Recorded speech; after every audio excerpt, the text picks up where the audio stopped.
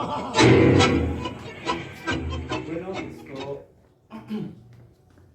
buenas noches con los presentes. El día de hoy, como parte de las actividades del movimiento Kairos, tenemos esta exposición que se llama Del uso de los placeres en la contrasexualidad. Yo soy Julio Serna Rodríguez y vamos a comenzar con la presente charla. Estos son los temas que vamos a desarrollar. El primero es el deseo reprimido, el segundo el origen de la represión, continuamos con el uso de los placeres y terminamos con la contrasexualidad. Bueno, en pantalla tenemos a los dos autores que dan título a esta charla. Por un lado, el uso de los placeres es el subtítulo de Historia de la Sexualidad 2, un libro escrito por Michel Foucault en 1976. Y el segundo título, o la segunda parte de la exposición, sería la contrasexualidad, que se desarrolla en el libro Manifiesto Contrasexual de Paul Beatriz Preciado, que es la filósofo que tenemos al lado derecho.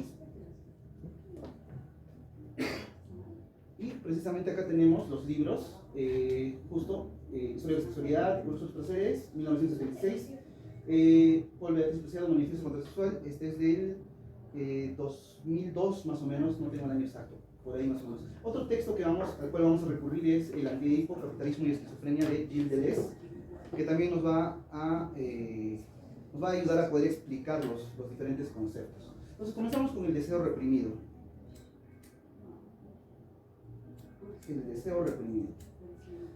En la imagen del medio todos reconocerán a estos dos, en un caso filósofo, el otro caso psicoanalista, Karl Marx y Sigmund Freud. Los he puesto en esta misma fotografía, pues por una parte Marx pues desarrolla digamos que sus indagaciones, sus investigaciones en torno a aspectos macro, ¿no? En un nivel macro, que sería la sociedad, el capital, la economía, etc.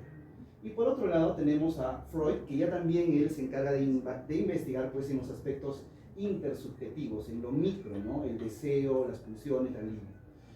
Marx había propuesto, ¿no? Había profetizado que el capital tendría que el sistema capitalista tenía que desaparecer y dar campo a un nuevo sistema económico que sería digamos, en un momento intersticial, ¿no? Que sería el socialismo, y después se pasaría a lo que sería el comunismo, superando el capitalismo. Pero eso no ha ocurrido y los autores posteriores que leyeron no solo a Marx sino a Freud mostraron pues las falencias que tuvo los planteamientos de Marx al no tomar en cuenta los aspectos intersubjetivos. Y como no pudo ver esos aspectos intersubjetivos, obviamente tuvo esos errores teóricos, ¿no? En sus planteamientos. Pero entonces Freud tuvo que ser fundamental para que autores posteriores nos mostraran esa relación entre sociedad y deseo, ¿no? Y es así que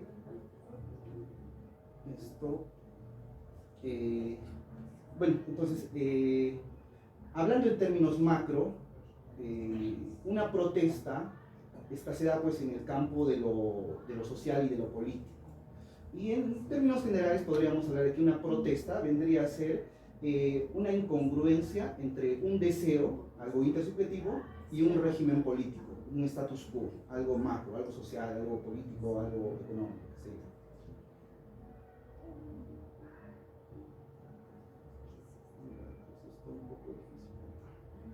Acá tenemos a Michel Foucault protestando precisamente en una de las marchas que se desarrolló en el mayo del 68, cuando miles o decenas de miles de estudiantes universitarios y población en general salían pues a las calles a protestar en Francia en 1968.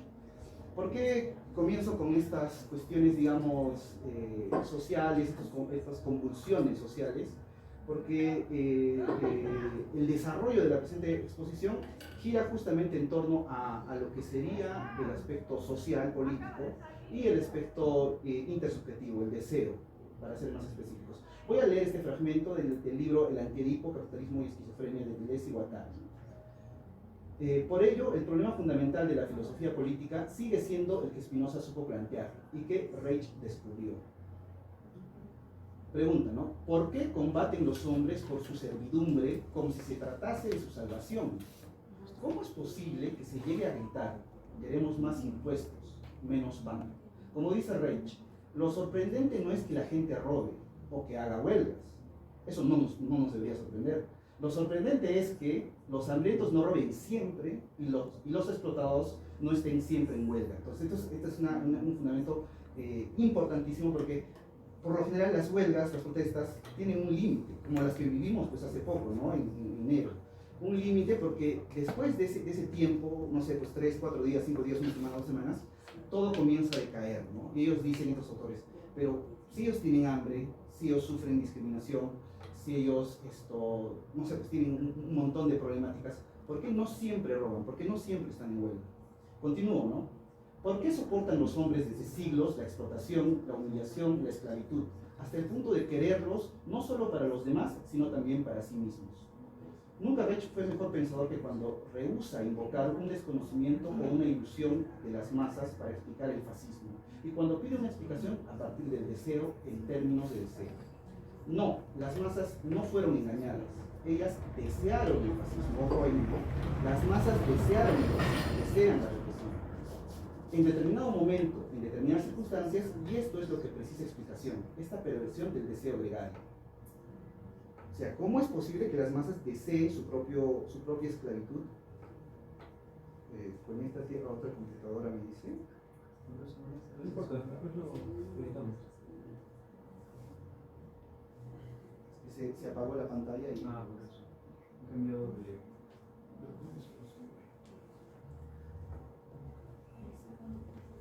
¿Ayudo o está bien? Entonces no voy a dejar que se le apaguen las pantalitas. Ya. Voy a estar atento a eso. No importa, igual se recorta esto.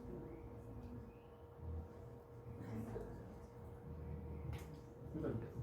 Todo bien. Tu proyecto de entrevista. Ya, pues. Parece. Estamos aquí, vamos a hacer una canción. Bueno, acá, allá. Esta es la zona de los profundos, ¿no? A ustedes dos.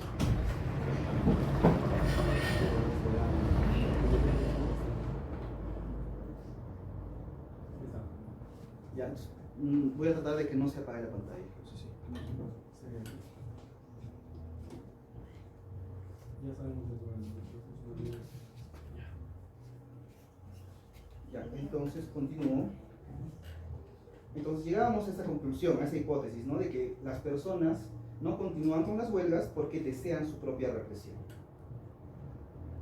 Y justamente es lo que ocurrió a principios de año, en enero, febrero, si no me equivoco, cuando, producto pues de la actividad represiva del Estado, llegaron a morir 70 personas, donde pues se vio de manera evidente cómo el poder, el status quo, tiene ciertos mecanismos para poder aplacar las marchas. Entonces la población, amedrentada pues, por este ejercicio de poder, tiende pues poco a poco a apaciguarse y a obedecer a ese deseo reprimido, ¿no? a ese deseo que desea su propia represión. Cosa distinta pasó en Irán, esto más o menos creo que fue en los años 70, y Foucault justamente reflexiona a propósito de las protestas y las huelgas que se realizó ahí. Voy a leer este fragmento que dice lo siguiente, ¿no? Es en este particular sentido de trabajo y producción colectiva que Foucault da valor epistémico, ético y político al proceso iraní y lo aprende como acontecimiento o suceso histórico que irrumpe e interrumpe en la estabilidad y continuidad del estado de cosas. En el otro fragmento, Foucault nos dice lo siguiente: y también porque el hombre que se alza carece...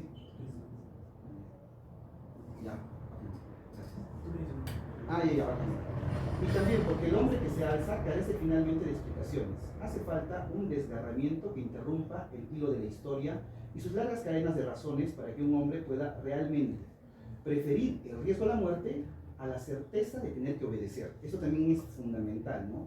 La lectura de Foucault de lo que ocurre en Irán y esas protestas en los años 70 es que el pueblo iraní no se cansaba. O sea, no era que una semana, 2 semanas, no era que 10, 20, 50 muertos, no. Ellos estaban con toda la voluntad de replantear o reformular ese régimen político que en ese momento lo estaba aplacando. Entonces Foucault decía, ¿cómo es posible que este pueblo haga esto? Preferir el riesgo a la muerte a que la certeza de tener que obedecer. Es en este sentido que la producción, esto ya es de Gilles Deleuze, es en este sentido que la producción deseante constituye el lugar de una represión originaria, mientras que la producción social, estas dos cosas, ¿no? El deseo y la producción social, es el lugar de la represión general, y que de esta a aquella se ejerce algo que se parece a la represión secundaria propiamente dicha. Todo depende de la situación del cuerpo sin órganos o de su equivalente, según sea resultado interno o condición extrínseca. Cambia notablemente el papel del instinto del muerte. Más adelante, sin embargo, son las mismas máquinas bajo dos regímenes diferentes, aunque sea una extraña aventura para el deseo, el desear la represión. Continúa con eso, ¿no? La siguiente, por favor. Ya, seguimos con capitalismo y esquizofrenia, de Gilles Deleuze. Dice Deleuze y Guattari: la empresa de muerte es una de las formas principales y específicas de la absorción de la plusvalía en el capitalismo. Es ese mismo camino el que el psicoanálisis recobrará y rehace con el instinto de muerte. Este ya no es más que puro silencio en su distinción trascendente con la vida, pero no funciona más que a través de todas las combinaciones inmanentes que forma con esa vida misma. La muerte inmanente, difusa, absorbida, ese es el estado que toma el significante en el capitalismo, la caja vacía que se desplaza por todas partes para taponar los escapes esquizofrénicos y agarrotar las subidas. ¿Ya qué quiere decir esto, no? Que es sumamente complicado. Acá nos habla Deleuze del instinto de muerte. Y en términos generales podemos decir que el instinto de muerte para Freud es la repetición que se muestra en el síntoma del neurótico, ¿no? Cualquiera que sea el síntoma, el vómito de la bulímica, el hambre de la anoréxica, las obsesiones de los neuróticos obsesivos, las convulsiones histéricas, etc. O la adicción en un adicto, etc. Porque estas personas repiten ciertos comportamientos que de alguna manera van a provocar, pues, poco a poco la muerte de estas personas, pero de manera ilógica, a pesar de que estas personas reconocen que estas prácticas tan repetitivas les van a causar, o les van a llevar, o les van a conducir a la muerte, las repiten una y otra y otra y otra vez. Entonces, es como si esta muerte hubiera quedado, pues, incorporada dentro de la subjetividad o del psiquismo de las personas. Más adelante, más abajito en la parte que dice, nos habla de esa caja vacía, ¿no? Que el capitalismo tiene ciertos significantes que se muestran como una caja vacía, y a eso se refiere con esta muerte inmanente, ¿no? Perdón, me estoy acá. Con la muerte inmanente se refiere a esa muerte interiorizada que va a provocar la subjetividad zombie, que así como los zombies, pues, buscan cerebros, son entes o entidades que están en búsqueda de cerebro, que es lo único que quieren es cerebro, nosotros estaríamos, pues, en búsqueda también de algo, ¿no? Que sería en general la mercancía, y a eso se refiere con la caja vacía, Gilles Deleuze, el hecho de que cualquier objeto que nos ofrezca el mercado, pues, no sé, autos, dinero, bebidas, licores, cigarros, absolutamente todo, simplemente es un alimento para esta subjetividad zombie, para poder superar, digamos, ese instinto de muerte. Entonces, la siguiente, por favor. La pulsión de muerte, ¿no? Como decía hace un rato, es la compulsión a repetir comportamientos que van en contra de la vida propia, y está el síntoma neurótico. Siguiente. La histeria, ¿no? La histeria, ¿en qué consiste la histeria? Es en síntomas que se instalan en el cuerpo de las mujeres, ¿no? Por ejemplo, qué sé yo, la ceguera, el adormecimiento de alguna parte del cuerpo, el grito, el llanto histérico. Siguiente. como bien se pudo apreciar pues ¿cómo se llama? En el siglo XIX, en la época victoriana, donde las histéricas pues estaban por doquier, ¿no? Y los médicos pues estaban tratando de averiguar qué es lo que ocurría en el cuerpo o en la psicología de estas mujeres que presentaban gritos, llantos, convulsiones, adormecimientos, cegueras temporales, desmayos, parálisis, etcétera, ¿no? Siguiente. Pero del mismo modo que la histeria, y también encontramos pues estas pulsiones de muerte o repeticiones, ¿no?, sufrientes en el pensamiento o los comportamientos obsesivos. Personas que no pueden dejar de lavarse las manos, personas que digamos que sobreordenan o sobrecodifican sus habitaciones. Siguiente. Inclusive personas que probablemente pensemos que no tienen ningún tipo de patología, como las personas que se obsesionan con el trabajo, ¿no? Que pareciese, es más, estas personas obsesivas con el trabajo tienden a ser, dentro de nuestros contextos sociales, personas muy bien vistas, ¿no? Personas que tienen cierto prestigio, son admiradas dentro de los entornos familiares incluso, ¿no? Son el ejemplo de la familia, pero sin embargo estas personas pues tienen una neurosis que les causa un gran sufrimiento, solo que ese sufrimiento tiende a no mostrarse, ¿no? Como por ejemplo malestares somáticos, ¿no? Como por ejemplo el insomnio intermitente, migrañas, ansiedad, o malestares conductuales como la incapacidad de estar sin trabajar durante un periodo muy prolongado, sin experimentar ansiedad, o sobreestructurar sus jornadas laborales diarias según horarios y actividades. Suelen ser también a veces controladores y manipuladores y postergan siempre la satisfacción para después. O sea, cuando se les presenta, por ejemplo, la posibilidad de viajar, dicen no, mejor en vacaciones. Llegan las vacaciones, no hay mucho trabajo, mejor en diciembre, y así sucesivamente, y nunca llega la satisfacción, ¿no? Siguiente.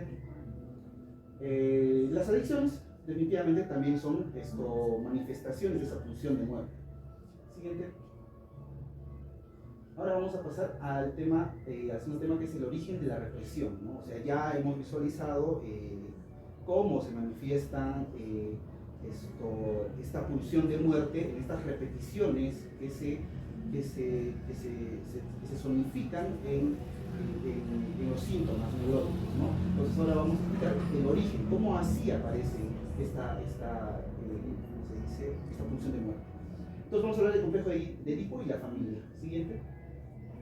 Entonces el origen, al menos desde la perspectiva psicoanalítica, estaría en el triángulo familiar, el triángulo Edipo. Papá, mamá, hijo, ¿no? Siguiente. A grandes rasgos, ¿no? El mito de Edipo. ¿En qué consiste? Seguramente todos ya lo conocen, pero a grandes rasgos, Layo, que es un rey en Tebas, esto es profetizado, ¿no?, por una pitonisa, en que su hijo, cuando llegue a la edad adulta, lo va a matar, ¿no?, lo va a asesinar y se va a convertir en el rey. Entonces, por eso, Layo lo que hace es trata de asesinar a su hijo. Bueno, hay varias versiones. En una de las versiones lo abandona, ¿no?, a la intemperie, suponiendo que iba a morir así, de manera espontánea.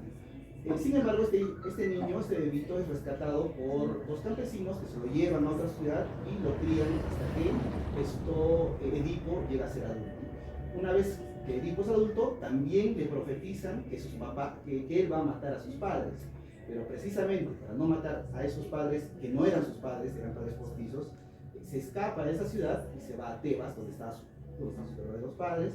En el camino, antes de llegar a Tebas, se encuentra con su verdadero padre. Él no sabía obviamente que era su padre, y por una riña, un conflicto arbitrario, etc., lo asesina, ¿no? O sea, llega a cumplirse la profecía. Después llega a Tebas y se da cuenta que en Tebas hay una bestia que está atormentando a toda la población, y la bestia quería que resuelvan un acertijo, y si podían resolver el acertijo, la bestia se iba a irse, ¿no? Y si no lo resolvían, iba a seguir pues destruyendo la ciudad. Y precisamente Edipo resuelve el acertijo, la bestia se va, y cuando se enteran de que Layo, el papá de Edipo, murió, la mamá de Edipo, Yocasta, se casa con su hijo, ¿no?, como recompensa por haber espantado a esta bestia. Siguiente. Bueno, esta es la parte en la que Edipo mata a su padre. Siguiente. Acá está resolviendo el acertijo de esta bestia. Siguiente. Y acá se casa con su madre, ¿no? Entonces, sobre el final del mito, Edipo se entera que se llegó a casar con su madre, que mató a su padre y se saca los ojos. En general, este mito tiene la función, el mito cumple una función legislativa para los griegos, ¿no? Así como todos los mitos del incesto en todas las sociedades tribales que han existido, la función es legislativa, ¿no? Evitar, es como que la moraleja de fondo, ¿no? Evitar de que estas sociedades que reproducen el mito una y otra vez, mantengan relaciones sexuales con su madre o con sus hermanos. Siguiente. Y esto es lo que Sigmund Freud observa, este mito de Edipo, en el triángulo familiar contemporáneo de las sociedades modernas, capitalistas. Es el triángulo, y esta ya es la interpretación de Gilles Deleuze, de Michel Foucault, que hablan del triángulo familiar hermético. Siguiente. ¿A qué nos referimos con un triángulo familiar hermético? A algo o sea, el tipo de familia contemporánea, moderna, capitalista, no es igual a los tipos de familias que han existido en toda la historia de la humanidad, en general, el triángulo familiar en otras sociedades no tiene el hermetismo que tiene el triángulo familiar. Tienden a ser familias más expansivas, eso lo vamos a ver a continuación, tanto en una sociedad tribal como en la izquierda, como en una sociedad medieval. Las familias no responden a ese hermetismo como sí responde en las familias contemporáneas, ¿no? Siguiente. Bueno, y acá nos vamos a detener un ratito porque justamente es la manera como aparece ese deseo reprimido.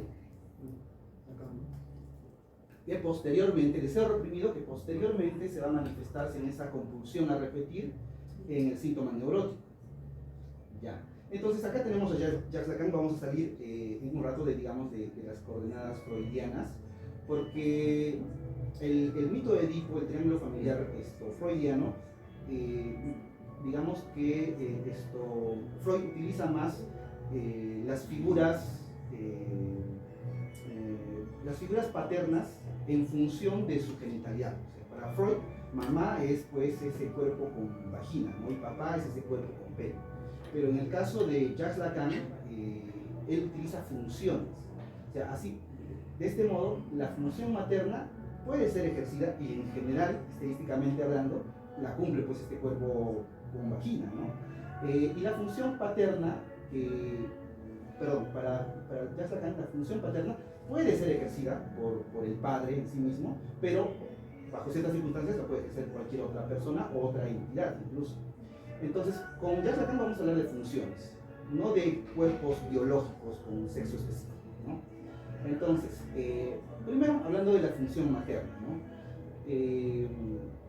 La madre, o esta persona, sea el abuelo, el tío o cualquier otro ser humano, que va a ser el ser humano que le va a brindar abrigo al niño que acaba de nacer, este primer ser humano, que por lo general es la madre, ¿no? Estadísticamente hablando, por lo general va a ser siempre la madre, exceptuando algunas ocasiones, ¿no? Entonces, este ser humano va a presentar un amor idílico respecto del niño. ¿Por qué? Y acá vamos a entrar a una hipótesis psicoanalítica lacaniana, que es la siguiente, ¿no? Que el deseo de todo ser humano, el deseo del hombre, es el deseo del otro. Y cuando hablamos de que y esto viene desde Hegel, ¿no? Desde la fenomenología del espíritu, la dialéctica del amo y del esclavo. El deseo del hombre es el deseo del otro. Pero ¿cuál es el deseo del otro? ¿No? Ahí está una pregunta que el deseo de este primer hombre se formula, ¿no? Esa pregunta que se formula. En términos generales es el reconocimiento. O sea, todo ser humano desea que el otro lo reconozca. ¿Qué es el reconocimiento? Es, básicamente, en términos muy simples, es amor. O sea, deseo que me amen, deseo que me quieran. Entonces, esta función materna, este ser humano, al igual que todos los seres humanos, también desea pues, que lo reconozcan, que lo amen, que lo quieran. En ese sentido, lo que va a buscar en ese niño es también reconocimiento. reconocimiento social, reconocimiento de su familia, etcétera, de su misma pareja, de su esposo, porque digamos que dentro de las coordenadas sociales, tener esposo es pues bueno, y tener un hijo, ya digamos que es la idealización, la perfección, ¿no? Has llegado a un estado de plenitud donde la sociedad te va a ver como un ser humano realizado, ¿no? Tienes tu esposo, tu esposa, tienes tus hijos y ya pues todo es fantástico y fabuloso. Entonces, en ese sentido, este ser humano materno va a necesitar a ese niño para poder alcanzar pues el reconocimiento social de su esposo también, ¿no? De su esposo también, de la sociedad, de la familia, etc.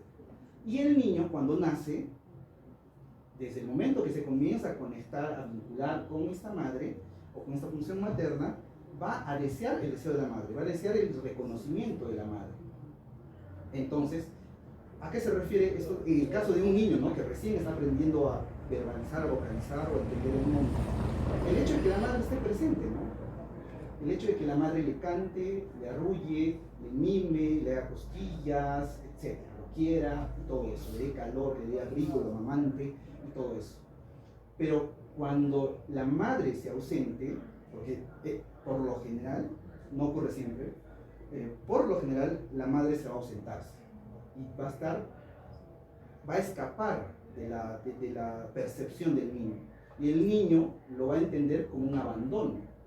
O sea, va a sufrir ese hecho, ese abandono, y va a sentir pues que la madre no lo reconoce, no me está reconociendo, ¿no? Entonces, ese no reconocimiento de la madre, cuando la madre se ausenta, es pues sufriente para el niño.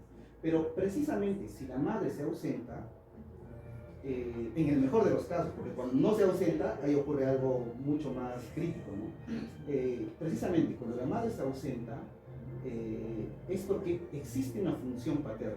La función paterna es la ley o la prohibición, que en nuestros términos contemporáneos,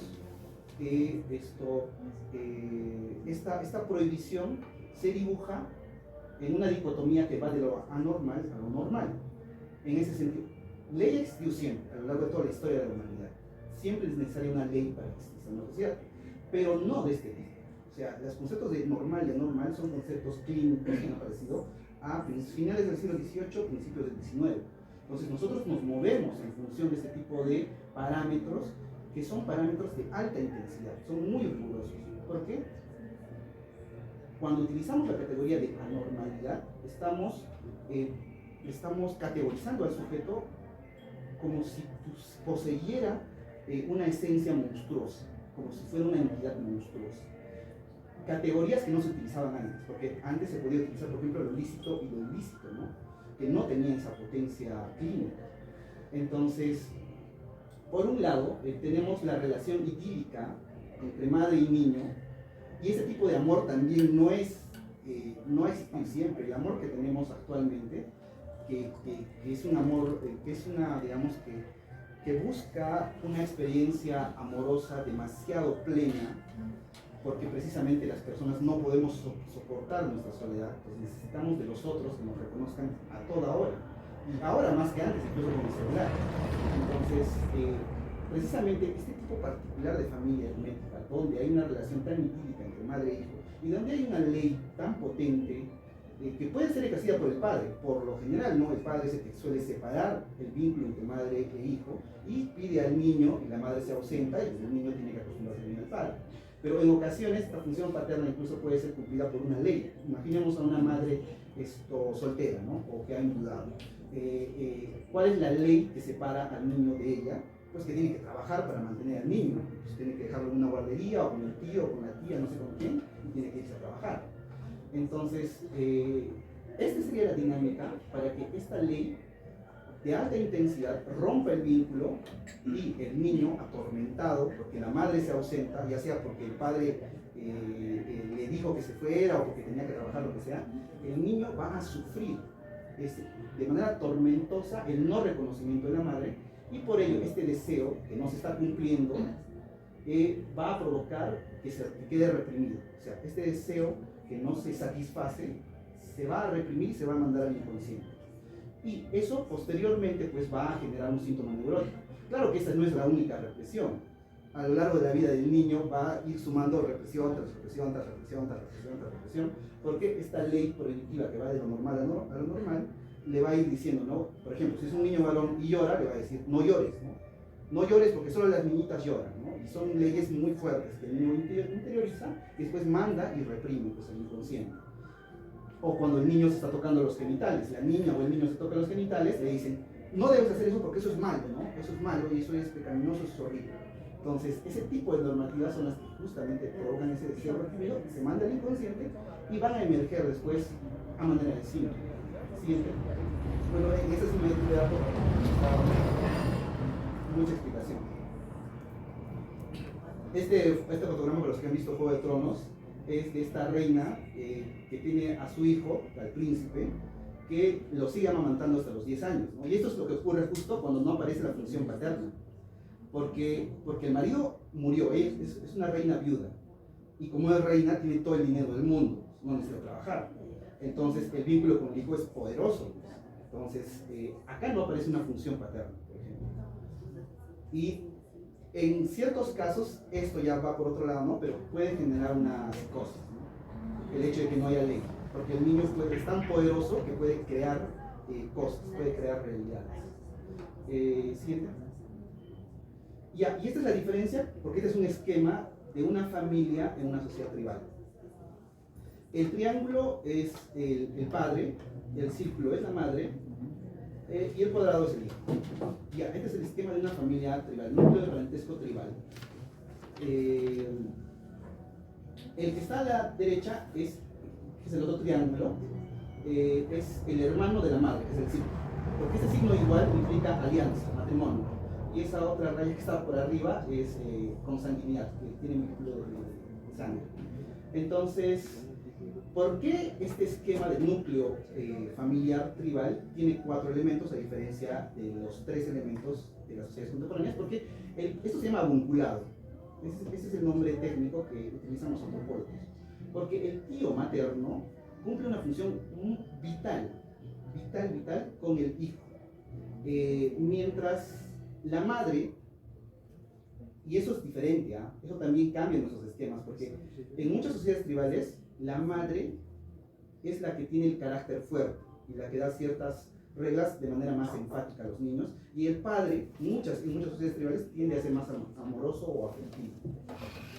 Ahora, por otra parte, el tío materno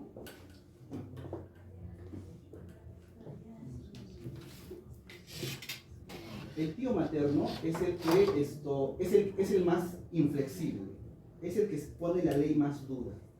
Y entonces el vínculo entre el hijo y el tío materno es fundamental para que el niño pueda aprender las leyes, las normativas de la sociedad tribal, ¿no? Entonces ese es un esquema completamente distinto a lo que estamos observando en las sociedades contemporáneas.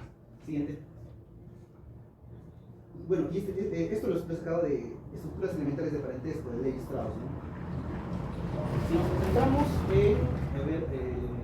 en los cuadritos que están en naranja, verde y celeste, ahí justo en esa línea, esa es la familia, ¿no? El triángulo papá, círculo mamá, hijo.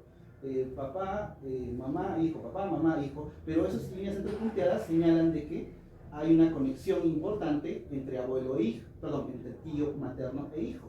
Pero a su vez ese tío materno tiene su propio hijo. Pero lo curioso es que mientras con su propio hijo puede ser un poco más tierno o más flexible, con su sobrino no, con su sobrino es inflexible. Y por eso se dan estos esquemas que están en la parte inferior, donde se generan anillos o cadenas de familias. Entonces, en sociedades tribales, la familia es expansiva y no es hermética. Y por ello mismo no se produce ese deseo reprimido. La lógica de la subjetividad de las sociedades tribales es muy distinta a la lógica psicológica de las sociedades contemporáneas. Siguiente.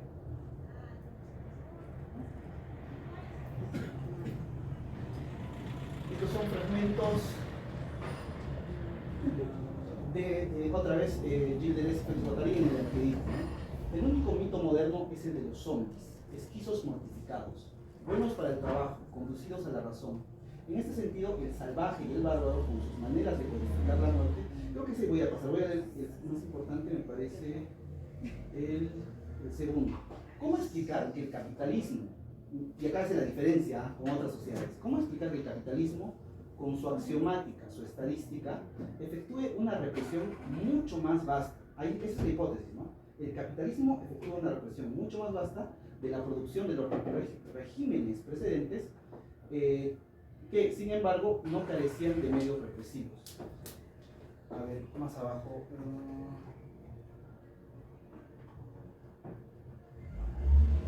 La hipótesis en general de todo esto, para no estar, digamos, viendo todo el texto, es que las sociedades contemporáneas son mucho más represivas que las sociedades tribales o que las sociedades medievales. Esa es la hipótesis. Pasamos a la siguiente. Y ahora sí, pasamos al uso de los placeres en los griegos. Siguiente.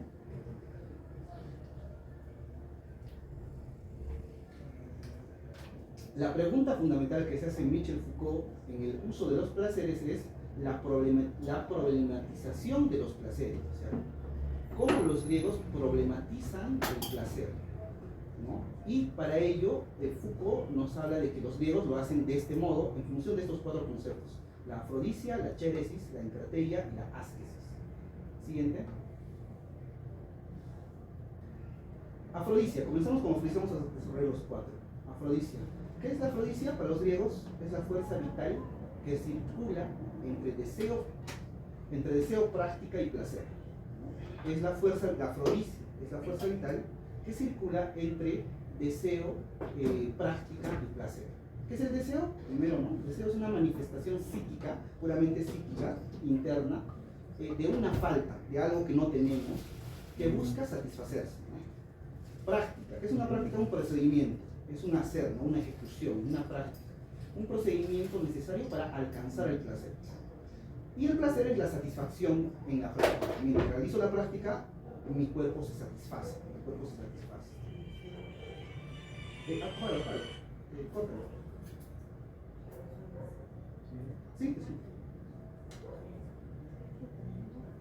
Y ya voy a poner algunos ejemplos rápidos de estos conceptos. Deseo, ¿no? Estos son de la película, no sé quiénes han visto Requiem por un sueño.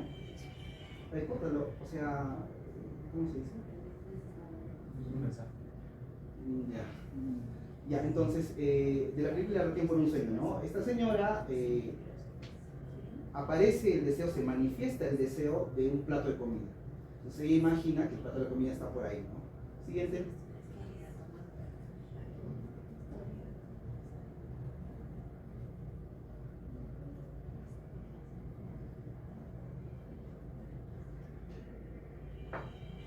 Sigue por otra vez.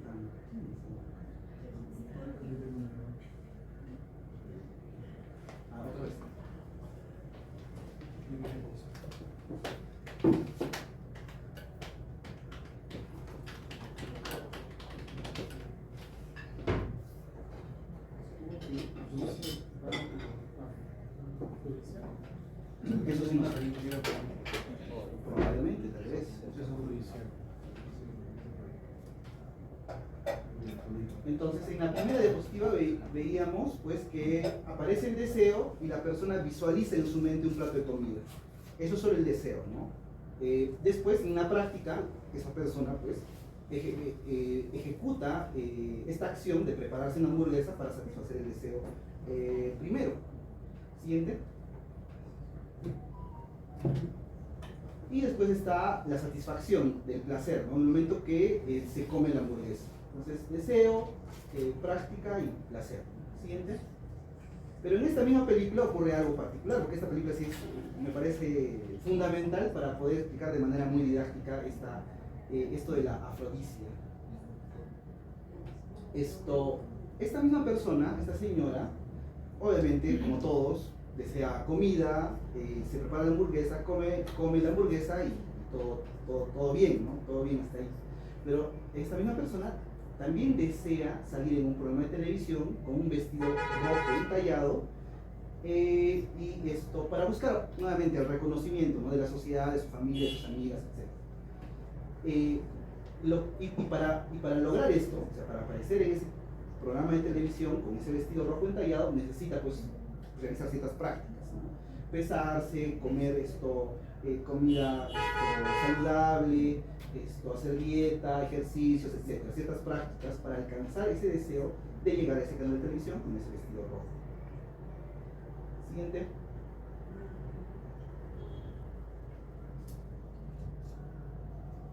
El problema es el siguiente, que acá ya comienza a haber una contradicción entre el primer deseo, o sea, el deseo de comer, porque le gusta comer sus hamburguesas, lo que sea, y este segundo deseo de ser famosa saliendo en la televisión. Entonces, hay un conflicto entre los deseos. Y por ello mismo, ella luchando para no comer, para hacer ejercicios, etc., el deseo se comienza a intensificar. Mientras más prohíbe el deseo se comienza a inflar más. Y comienza a alucinar que el refrigerador está temblando, se mueve y comienza a visualizar incluso que hay algo dentro del refrigerador. Siguiente. Y como no puede con su propia voluntad dejar de comer y hacer ejercicios y cosas así, esto recurre pues a este tipo de soluciones químicas, ¿no? Ir al médico que le recete pastillas para que le quite esa ansiedad y pueda dejar de comer y estar tranquila, ¿no? Y pueda ponerse el vestido rojo que tanto quiere e ir al canal. Siguiente. El problema es el siguiente, que con el paso del tiempo, porque al comienzo todo perfecto, las pastillas tienen su efecto, ella adelgaza, el vestido ya le está entrando, pero comienza a desarrollar tolerancia a las pastillas, a los químicos, y el deseo comienza a inflarse cada vez más, y por eso tiene estas alucinaciones con que el refrigerador está caminando y cosas así. Siguiente.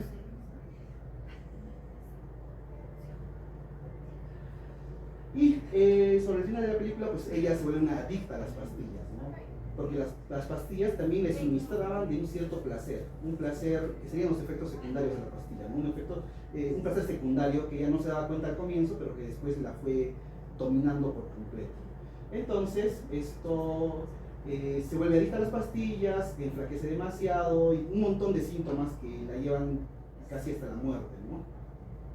Entonces, acá vemos una manifestación de la afrodisia que podríamos llamar una afrodisia decadente, ¿no? Esta relación entre deseo, práctica y placer, en la cual el sujeto se ve dominado por la afrodisia y llega pues a un estado de decadencia, efecto de esta afrodisia que no puede o no tiene recursos para poder sobrellevarla. Siguiente. Entonces, como decía, ¿no? Este modo decadente de la afrodisia, pero este modo decadente de la afrodisia se manifiesta precisamente por estos dos postulados, ¿no? Un deseo en función de parámetros morales externos fuertes. O sea, ¿por qué? Porque el parámetro moral externo para esta señora es que tiene que ser flaca, porque a la sociedad le interesa que las personas sean delgadas, que muestren su anatomía, o que tenga que ser famosa, por ejemplo, ¿no? Pero estos imperativos morales de delgadez o de belleza o de fama está contrapuesto a otro imperativo que es el imperativo de hedonismo, ¿no? Porque vivimos en una sociedad de consumo donde por todo lado nos están bombardeando con representaciones, con estímulos, ¿no? Con diferentes estímulos que tienen que ver con la comida, con el sexo, con la bebida, con las drogas, etc. Entonces, digamos que hay una lucha entre estos parámetros morales externos fuertes, y el imperativo. Y ahí se produce esa afrodisia tanto perversa en las sociedades contemporáneas. Siguiente. Pero la afrodisia en los griegos es absolutamente es otra historia, o sea, no tiene nada que ver, es algo completamente alucinante. El siguiente.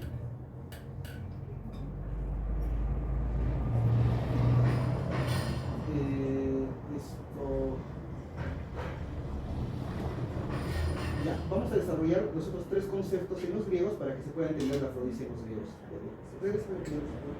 La encrateia, ¿no? Son cuatro conceptos. Hay que desarrollar la afrodisia, ahora la encrateia.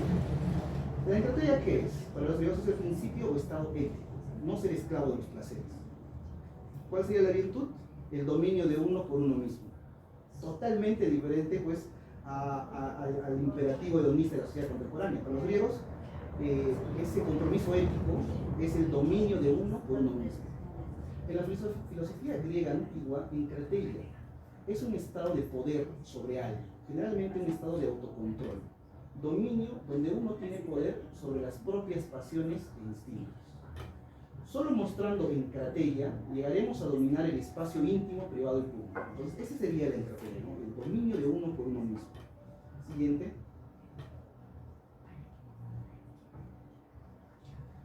para que se entienda un poco más lo de la encratella, como el dominio de uno por uno mismo, lo vamos a entender la encratella como una actividad teórica, emotiva y práctica. Teórica, ¿por qué? Porque hay una reflexión del sujeto. El sujeto reflexiona y dice, se dice a sí mismo, quiero dominar mis pasiones o mis placeres, ¿no? Hay una reflexión teórica respecto de la moral. O sea, la moral me dice algo, pero yo no voy a hacer caso a todo lo que me dice la moral. Yo reflexiono y digo, no, yo quiero hacer otra cosa, ¿no? Emotiva, ¿por qué? Porque tiene que ver con el coraje, con algo pasional, algo interno que se tiene que manifestar, que se tiene que exteriorizar. Y práctica, ¿por qué? Porque necesita una ejecución. O sea, hay un momento, después de tener esa valentía, ese coraje, después de haber reflexionado, tengo que ejecutar ese dominio de uno por uno mismo, tengo que llevar a la práctica. En el lado derecho vemos en la parte superior estas flechas que van en diferentes direcciones. Esto es un poco el esquema de la voluntad de poder de la que habla Nietzsche, ¿no? Porque Nietzsche también era admirador de los griegos en ese sentido. La voluntad de poder, si entendemos la voluntad de poder como una actitud expansiva de la existencia, ¿a qué me refiero con expansiva? De que el hombre sería un cúmulo de fuerzas que están disparando en diferentes direcciones. Y el hombre, si se manifiesta en su voluntad de poder, debería expandirse según estas fuerzas. Si hay una fuerza que va en el lado X, pues me expando en esa dirección, pero de pronto aparece otra fuerza que va en el lado Y y también me expando hacia allá. Entonces, ahora, ¿qué serían esas fuerzas, no? Para que no sea tan abstracto. Podríamos decir que esas fuerzas son deseos. Donde tengo un deseo hoy, me aparece el apetito, el deseo, de quedarme a trabajar de madrugada, ¿no? Y lo hago. Pero al día siguiente me aparece el deseo, un deseo que tenga que ver con, qué sé yo, una masturbación, ¿no? Y después aparece otro deseo, pero lo curioso del deseo es que el deseo no tiene moral. Entonces, el deseo tal cual son fuerzas que van en diferentes direcciones que no tienen categoría moral en sí. Entonces, de pronto puede aparecer un deseo homosexual, pero cuando aparece el deseo homosexual, se supone que una actitud volitiva, una actitud expansiva, no se atemoriza por ese deseo. O sea, por eso este deseo expansivo, esta actitud del dominio de uno por uno mismo, digamos que no se circunscribe o no se parametra los códigos morales. Reflexiona sobre los códigos morales y después dice, pero si lo deseo, si es algo interno, entonces lo ejecuto y lo hago. Y de pronto puede aparecer otro deseo, porque de repente yo soy un académico que me dedico a la teoría y leo libros, leo de todo y solo quiero leer, pero de pronto un día aparece un deseo de hacer, no sé, meterme al gimnasio y aprender manejo y convertirme en un deportista de carros, qué sé yo. Pero el problema es que por lo general nosotros tendemos a ¿cómo se llama? A volvernos fetichistas de ciertos deseos, como puede ser el trabajo, ¿no? Como puede ser la sexualidad. Entonces encaminamos el deseo solo por ciertos lugares y cuando aparecen otros deseos tránsfugas tendemos a aplastarlos. Y aquí es precisamente lo que no se pretende en el dominio de uno por uno mismo o en la voluntad de Chan. Por eso la figura de abajo sería una figura, un esquema geométrico de este dominio de uno por uno mismo, porque si ven los diferentes vectores que están en diferentes colores, los he superpuesto y generan una geometría un poco desordenada, ¿no? Que se supone que es una geometría expansiva. Siguiente diapositiva. Sin embargo, este sería un esquema más bien de todo lo contrario del dominio de uno por uno mismo, tampoco es la voluntad de poder, sino es todos estos deseos enderezados por una moral exterior, por parámetros morales externos que te dicen qué es lo que tienes que hacer. Entonces aparecen deseos tránsfugas, ¿y qué hago con el deseo tránsfuga? Pues lo enderezo, ¿no? Lo enderezo más o menos para que encaje a los estándares morales o sociales. Aparece otro deseo tránsfuga y lo enderezo, y así sucesivamente, y genera una cierta linealidad de la existencia. Siguiente.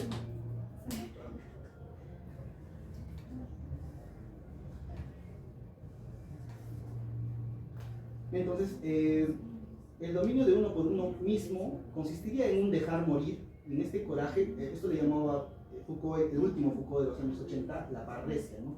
El coraje del decir verdadero, y esto de aprender a morir, ¿no? Porque por lo general nuestros deseos están muy intensificados, que están muy fetichizados, tendemos a no abandonarlos, ¿no? Por ejemplo, una relación amorosa, ¿no? Tu enamorada. Estás 4, 5, 6, 7 años con ella, pero notas que tu deseo ya está yendo por otros lugares, porque tal vez al comenzar la relación, los deseos de ambos iban más o menos en la misma dirección, los objetivos y todo, pero pasan los años y pues, los deseos son pues tránsfugas, ¿no? Son irreverentes, y pasan los años y tanto los deseos de ella como los deseos tuyos van en diferentes direcciones y tiene que acaecer pues la separación. El problema es que por lo general las personas tienden a no dejar morir las relaciones o cualquier tipo de deseo, no los dejas morir, porque tienes miedo pues a ese abandono, al no reconocimiento, porque esa persona te reconocía, ¿no? Y cuando te dejo morir, ¿y ahora quién me va a reconocer? Pero la actitud, esta actitud vitalista consiste justo en dejar morir los diferentes deseos, sean deseos profesionales, sean deseos, no sé, pues, de dinero, de amor, de lo que fuese. Y la figura, pues, la que utiliza mucho Nietzsche en Así habla Zaratustra es la del ave fénix. Siguiente. Asquesis. La asquesis es la disciplina y el ejercicio, la autoobservación. Claro que esta disciplina y este ejercicio y esta autoobservación están encaminadas o dirigidas hacia el dominio de uno por uno mismo. Y esta disciplina y este ejercicio lo podríamos entender como una rutina, ¿no? Cosas que nosotros hacemos diariamente para ejercitar nuestras prácticas y para poder llegar en algún momento a este dominio de uno por uno mismo. Por ejemplo, ¿no? Una persona que quiere tener en función de los placeres, ¿no? Estamos hablando todo en función de los placeres. Cierta potencia sexual, ¿no? Entonces, va a dedicarse a aprender de repente platillos afrodisíacos, ciertos tubérculos, va a investigar y él mismo los va a preparar y se va a disciplinar en el hecho de prepararlos y de comerlos, ¿no? O otra persona que se dedica también a la actividad física para poder tener también cierto tipo de práctica sexual, porque de repente siendo obeso no tiene la potencia, ¿no? Pero teniendo un cuerpo mucho más atlético, probablemente tenga la potencia de hacer cosas más extrañas, ¿no? Inclusive, en la figura de abajo, las prácticas sadomasoquistas, ¿no? O sea, una práctica sadomasoquista, no vamos a decir sadomasoquista porque sadomasoquismo en general no existe, tal cual, ¿no? Hablemos de masoquismo. Ya, una persona masoquista que va a tener encuentros sexuales muy intensos, donde lo van a supliciar de algún modo, necesita pues tener su fortaleza física. Y para ello necesita una asquesis. Entonces él va a decir, necesito mucho ejercicio, necesito cierto tipo de comida, porque me voy a encontrar en cierto momento de esta práctica y mi cuerpo tiene que soportar la práctica. Y después de que pase esa práctica, otra vez el ejercicio, ¿no? La disciplina, la asquesis, para poder tener esa satisfacción plena, digamos. Siguiente. El último, que es la chéresis, que consiste en la técnica o la estrategia, el cómo de nuestras prácticas del placer. Y esto lo podemos dividir en dos, ¿no? La necesidad y el momento. Entonces, la chéresis tiene que ver con cómo ejecuto el placer, ¿no?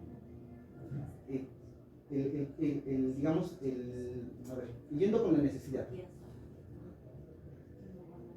Por ejemplo, cuando hablamos de cómo ejecutamos el placer, la chéresis de la necesidad nos dice, evitemos el exceso de plétora, dice.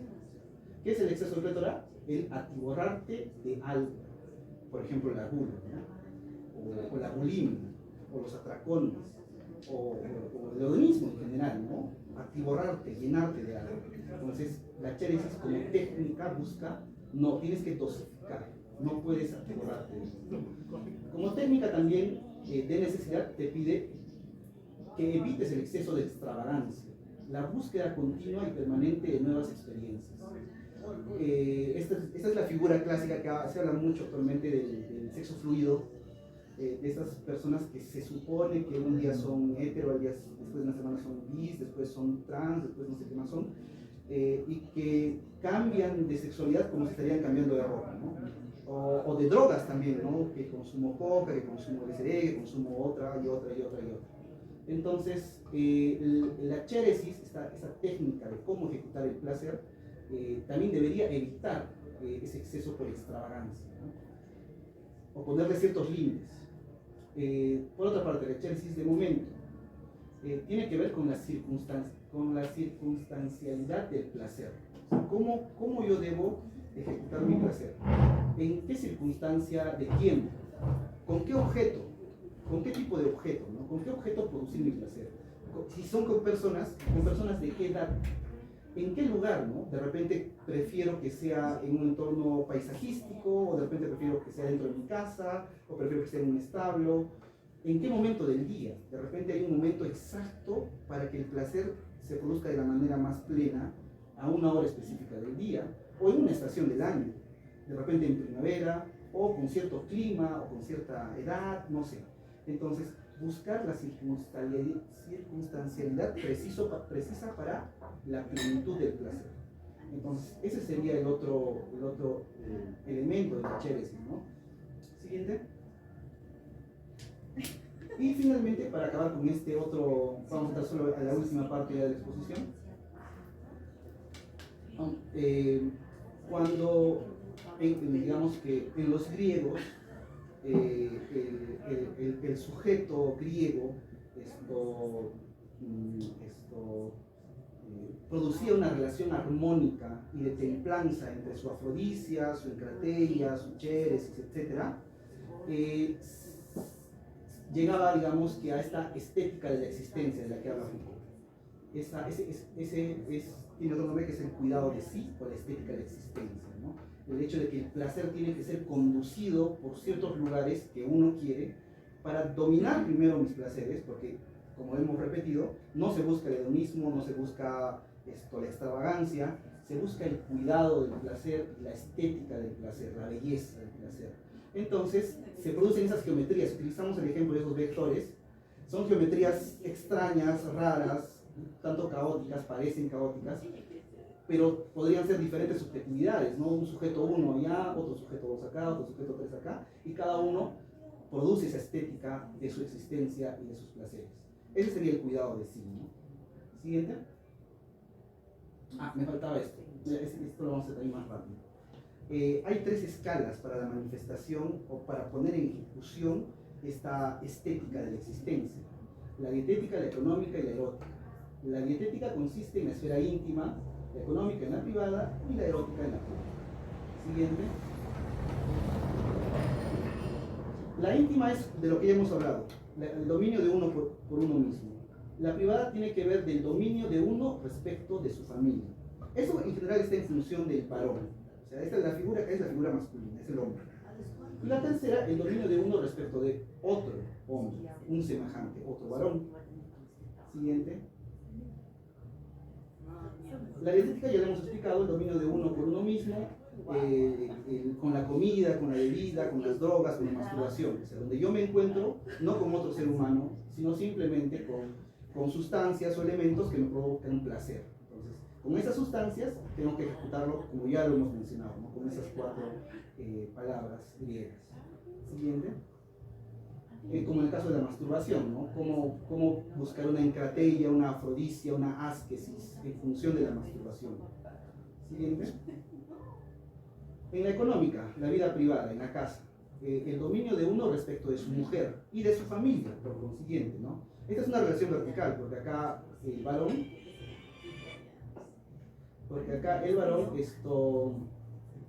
esto tiene una relación de poder con su mujer, ¿no? Entonces, la fidelidad para el varón era un lujo en los griegos, ¿no? ¿A qué me refiero con un lujo? Que ellos podían tener sexo con otras personas, varones, ¿no?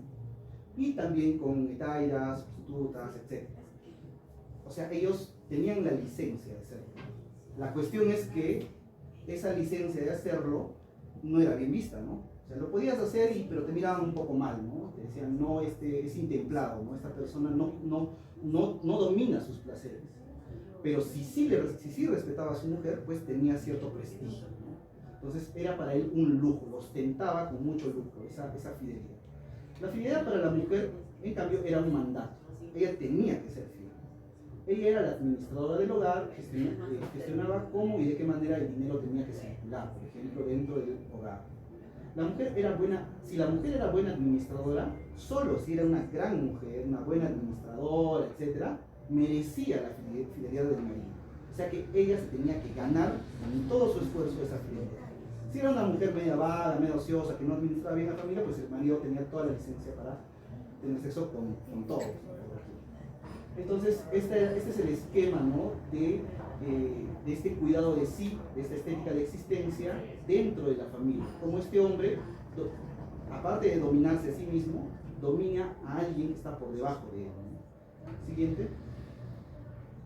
En la erótica está el dominio de uno respecto de un otro similar a mí, o sea, de otro varón, de un semejante varón. Entonces acá encontramos la relación no homosexual, porque la categoría homosexual es moderna, pero la relación sexual entre dos varones, ¿no? Hay un texto de Historia de la Sexualidad 2 que tiene este título, que es El honor de un muchacho, ¿no?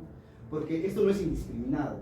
Acá hay mucha precisión. Esto tiene muchos, digamos que, tiene muchas sutilezas, muchas maneras de ejecutar esto. Los adultos seducen a los muchachos, más o menos como los varones seducimos a las mujeres en la época contemporánea. Los muchachos son los adolescentes, ¿no? Púberes y adolescentes. Entonces una persona mayor seduce a este púber y a este adolescente, pero hay modos y maneras, no es indiscriminado. Primero, el muchacho no debe ser un facilón, el jovencito, ¿no?, el púber adolescente. Si es un facilón, se va a rendir a los placeres, ¿no?, tiene que dominar sus placeres. Si el muchacho acepta regalos, es porque necesariamente dará algo después. No puede, pues, estar beneficiándose sin dar nada a cambio. Entonces tiene que dar algo después, tiene que dar su cuerpo, ¿no?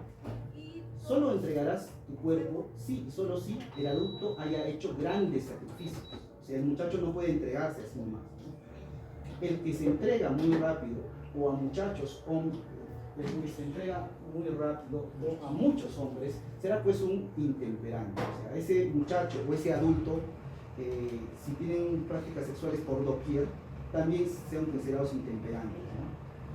En el momento de mayor despegue hormonal, el muchacho tiene que mostrar su templanza, porque el muchacho pues está con las hormonas alborotadas, pero aún así, acá vamos a ver si realmente mantiene su templanza.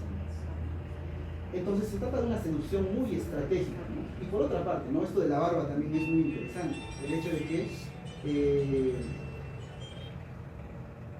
la actitud activa la tienen los adultos mayores, ¿no?, los que tienen barba, y los pasivos son los jovencitos, los salvetes, los muchachos.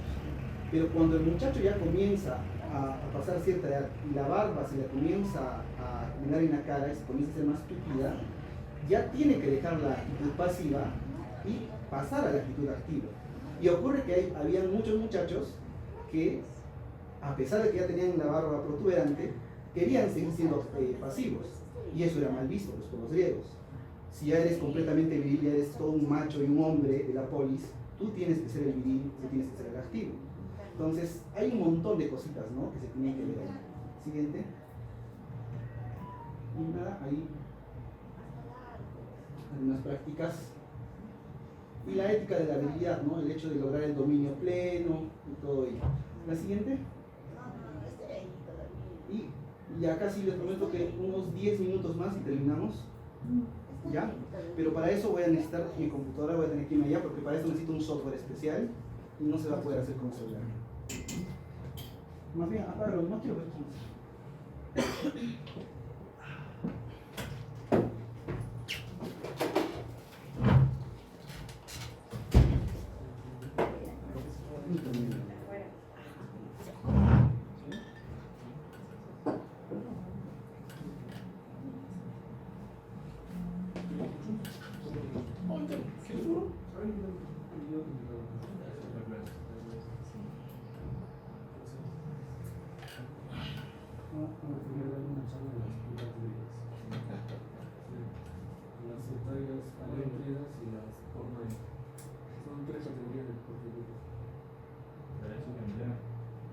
Las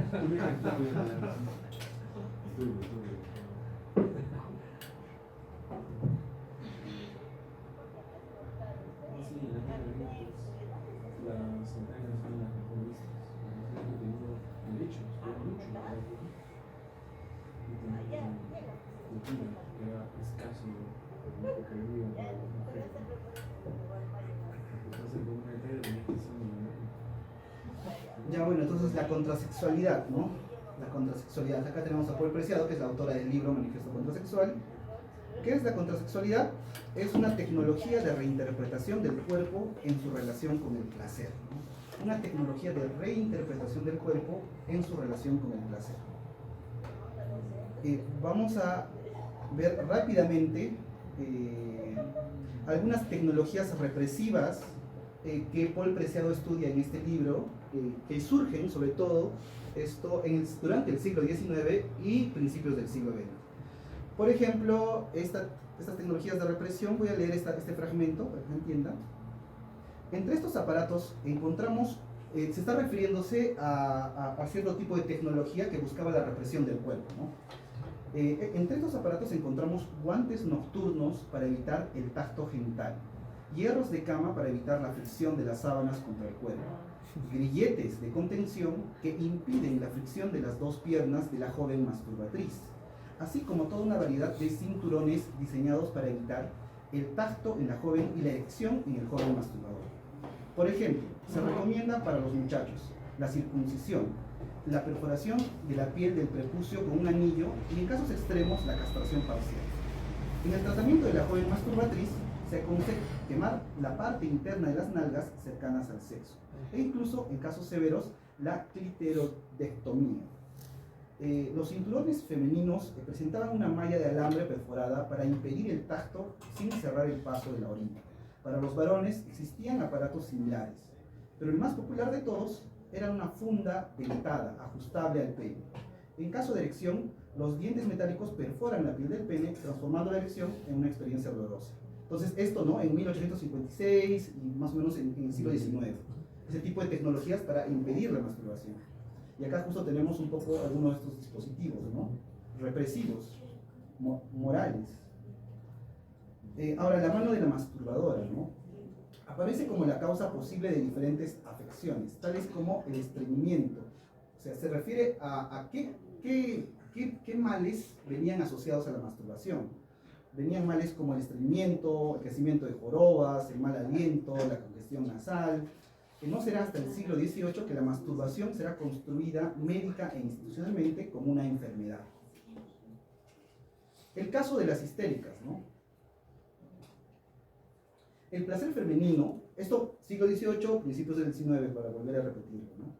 El placer femenino era descrito como la crisis que sobreviene a una enfermedad histérica, una suerte de paroxismo histérico que habría de producirse en condiciones clínicas y frecuentemente con la ayuda de diversos instrumentos mecánicos y eléctricos. El orgasmo descrito de esta manera se reconoce como la crisis sintomática de una enfermedad exclusivamente femenina y al mismo tiempo como el clímax terapéutico de un proceso jalonado de esfuerzos técnicos, masaje manual o con vibrador, ducha a presión. En este modelo del cuerpo, la paciente que se muestra indiferente a las técnicas del coito heterosexual, o sea, las mujeres se mostraban indiferentes a tener sexo con sus maridos, ¿no? Es descrita como carente de energía sexual, energía que la máquina vibradora vendrá a suplementar. No sé si están enterados, pero en este momento que aparecían las histéricas por montones en toda Europa, los médicos y ciertos ingenieros inventaron los dildos, ¿no? Dildos eléctricos. ¿Para qué? Para aplacar la crisis histérica, porque cuando las mujeres entraban en esta crisis, las masturbaban, ¿quiénes? Los médicos, dentro de sus consultorios, y solo así aplacaban la crisis histérica, ¿no? Entonces, la masturbación femenina era una técnica clínica y médica llevada a cabo en despachos de doctores, ¿no? Por otro lado, en la lógica represiva de la patologización de la masturbación, el orgasmo es descrito como un derroche innecesario, como una pérdida fútil de energía corporal que debería dedicarse al trabajo de producción o reproducción sexual. Y acá tenemos pues estos dispositivos que utilizaban los médicos en esa época. Ahora, estos son tecnologías represivas para controlar moralmente la sexualidad, ¿no? Con leyes fuertes, intensas, que dibujan esta polaridad de lo normal y lo anormal, ¿no? El que se masturba es el anormal, el que tiene deseo homosexual es anormal, el que hace esto o aquello es anormal, la monstruosidad, ¿no?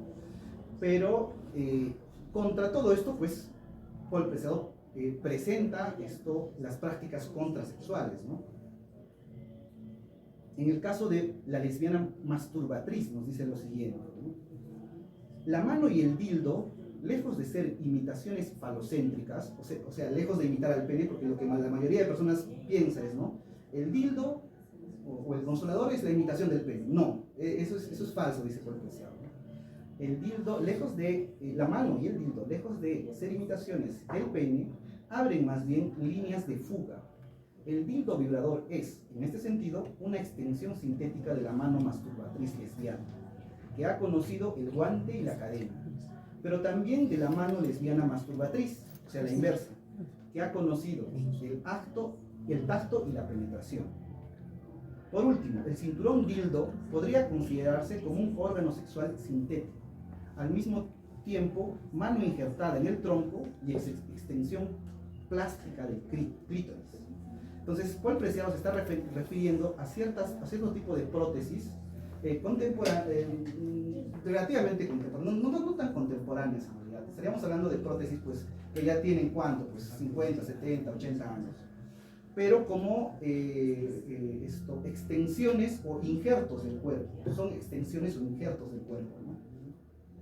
En el caso de los grupos sadomasoquistas, nos dice lo siguiente. Los grupos sadomasoquistas aparecieron en la primera mitad del siglo XX. Toda técnica que forma parte de una práctica represiva es susceptible de ser cortada e injertada en otro conjunto de prácticas, reapropiada, esto es importante, reapropiada, por diferentes cuerpos e invertida en diferentes usos, dando lugar a otros placeres y otras posiciones de identidad. De hecho, para mediados del siglo XX, la mayoría de estas técnicas van a convertirse en ritos iniciáticos y en prácticas que constituirán sexualidades alternativas en las subculturas gay, lesbianas y sadomasoquistas. Se está refiriendo a esos objetos que antes castigaban el cuerpo, a esas púas, a esos calzones de castidad, a esos anillos, etc. Se refiere a todo eso porque estas culturas sadomasoquistas se van a apropiar de todo eso. Por ejemplo, la perforación del prepucio con un anillo reaparecerá en la cultura gay y sadomasoquista bajo el nombre de Prince Albert. Tan solo dos diferencias. Primero, por primera vez, el cuerpo, que hasta ahora era simplemente objeto de la práctica, deviene sujeto. O sea, el cuerpo en estas sociedades moralistas del siglo XIX, XX, era objeto de ciertas prácticas y sufría las represiones, ¿no? Pero ahora ese cuerpo deviene sujeto. Es el mismo el que decide qué piercing, porque el sujeto decide qué piercing, ¿no? ¿Dónde me lo pongo o de qué manera?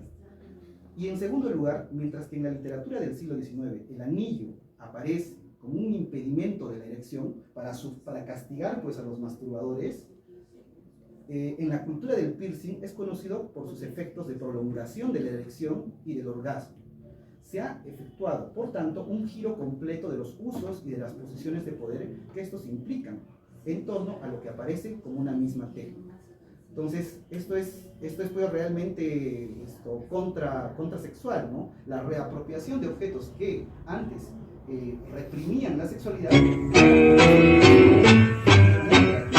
persona que utilice estos objetos lo va a hacer de manera que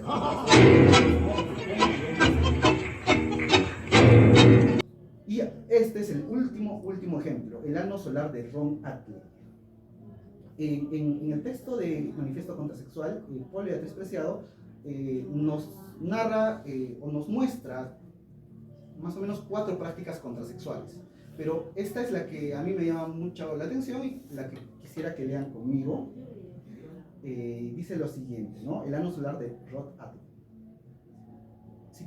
Citación de un dildo sobre unos zapatos con tacones de aguja, seguida de una autopenetración anal. En Los Ángeles, comienzos de los años 80, Rod Adler es un performer. Rod Adler actúa en clubes nocturnos. Su performance, titulada, lo que leen ahí, Presentada en Minneapolis en 1994, será censurada en diversos centros artísticos, desencadenando un debate a escala internacional sobre los límites de la performance y del body art. En esta práctica, Rod Adley juega con sangre infectada de VIH, se escarifica la piel y escarifica de común acuerdo a otras personas. Habla abiertamente de la toxicomanía y de su condición de marica seropositivo. París, 21 de agosto de 1999. Rod Adley ejecuta su performance titulada El ano solar. En el fórum, esta performance supera a la vez el body art y la sexualidad. Es contrasexual. Vemos primero un video, la película de una escena donde se realiza un tatuaje alrededor de su culo. Él está a cuatro patas, el ojo del culo abierto hacia la cámara. Una mano enguantada y limpia dibuja y graba cuidadosamente un sol negro alrededor de su ano con ayuda de una máquina de tatuaje. Después, los ojos del público se vuelven hacia el escenario donde Rod Adley se dispone a subir a su trono. Está desnudo. Una tortura genital muy precisa que consiste en inyectar un líquido no tóxico, una solución salina. Ha deformado su pene y sus testículos. Sus genitales, que sobresalen y se balancean entre sus piernas, se parecen más bien a una especie de útero externo que a un sexo masculino. Su pene está hinchado, sin estar en erección, está lleno, pero sin esperma. En lugar de eyacular, ha recibido la eyaculación técnica y calculada de la jeringuilla. Su sexo es contrasexual. Lleva ligueros, camina sobre tacones de aguja, avanza lentamente como si fuera a caerse a cada paso. Dos dildos han sido fijados a sus tacones a modo de espuelas. Los ha atado a sus pies, como ya había hecho antes Pierre Moinet. Los dildos cuelgan detrás de sus zapatos como órganos flácidos y secundarios. Se prepara para el autodildaje. Sube a su trono, una silla híbrida entre la mesa de ginecólogo, el tocador y el Sling SM.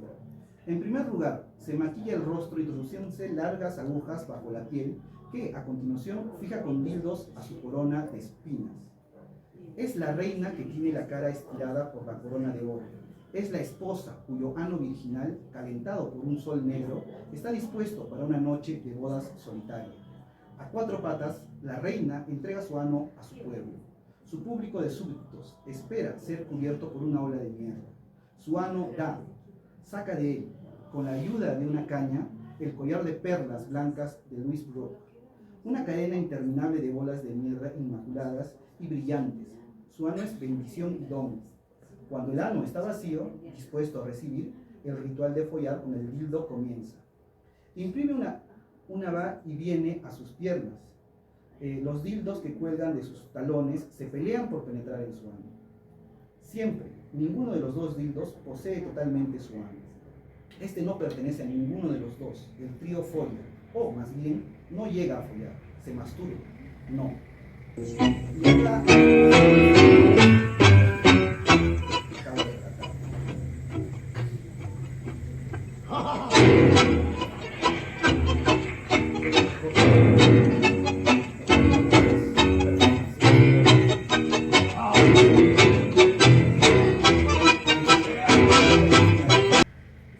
Esta práctica está pensada como la repetición de la secuencia de la performance de Rod Adley. El ano solar en un entorno doméstico. ¿Qué es lo que te está diciendo de acá por el preciado? Que esto que ha hecho Rod Adley a nivel de una performance en un teatro o en algún lugar, lo podemos hacer nosotros en nuestra casa, ¿no? En nuestras habitaciones. Está especialmente recomendada, ¿para quién está recomendada esta práctica? Para maridos desocupados y solitarios en el hogar que tengan tendencias transgenéricas u homosexuales, aún inexploradas.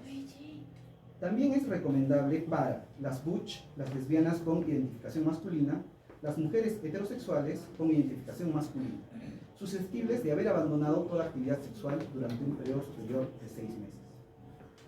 Y nos dice todos los datos, ¿no? Número de cuerpos que comparten esta práctica. 1, solo se necesita una persona, no se comparte esta actividad con otra persona.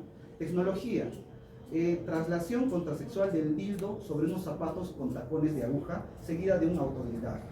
Material, una lavatina, un par de zapatos con tacones de aguja, 2 dildos, uno pequeño y duro, el otro más grande y blando, 2 cuerdas, un sillón. Duración total, aproximadamente 11 minutos. El objetivo de esta práctica es aprender a traficar con dildos, recurriendo con una tecnología sexual similar a la del collage o la de la gramatología. El ejercicio consiste en reunir una práctica de cross-dressing o travestismo para hombres o mujeres con identificación masculina y una práctica de autopenetración anal con dildos. Descripción de la práctica: desnúdate, prepara una lavatina anal, túmbate a lo largo y reposa desnudo durante 2 minutos. Después de la lavativa, levántese y repite en voz alta: dedico el placer de mi ano a todas las personas portadoras del VIH. Aquellos que ya sean portadores del virus podrán dedicar el placer de sus anos a sus propios anos y a la abertura de los anos de sus seres queridos. Póngase un par de zapatos con tacón de aguja y ate 2 dildos con cordones a los tobillos de los zapatos. Prepare su ano para la penetración con un lubricante adecuado. Acá están justo los dildos. Túmbese en un sillón e intente darse por culo con cada dildo. Utilice su mano para que el dildo penetre su ano. Cada vez que el dildo salga de su ano, grite su contranombre viciosamente. Por ejemplo, Julia, Julia. Después de 7 minutos de autodildaje, emita un grito estridente para simular un orgasmo violento. La duración total de la práctica debe controlarse con un cronómetro que indicará, como un voyeur del tiempo, el final del placer y el apogeo orgásmico. La simulación del orgasmo se mantendrá durante 10 segundos. A continuación, la respiración será más lenta y profunda. Las piernas y el ano quedarán totalmente relajados. Bueno, eso es todo y con eso termino la exposición. Muy bien.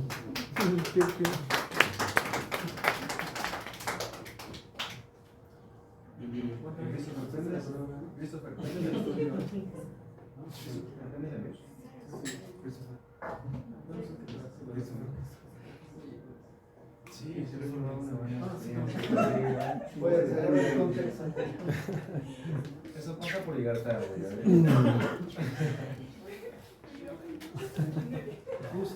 Estábamos bien preparados, no se preocupen. Sí, ya sabíamos. Ya. Ah, claro, descontextualizado. Sí.